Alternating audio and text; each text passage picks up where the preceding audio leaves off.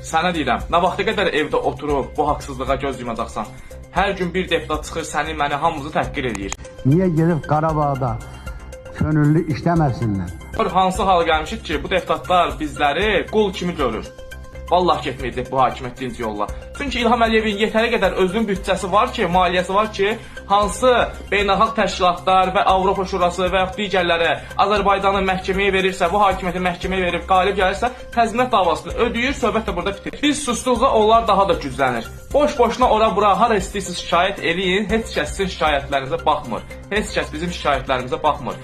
Haqlarımızı tələb etmək istəyiriksə, təşkilatlanmalıyıq. Rayonlar, bütün rayonlar bir-bir etiraz etməlidir, inqilab etməlidir. Yolları bağlamalıyıq. İcra başçılarını əsir götürüb haqqımızı tələb edənə qədər davam etməliyik. Bu hakimiyyət xalqdan qorxmasa, vallahi sonumuz uçuruma gedir.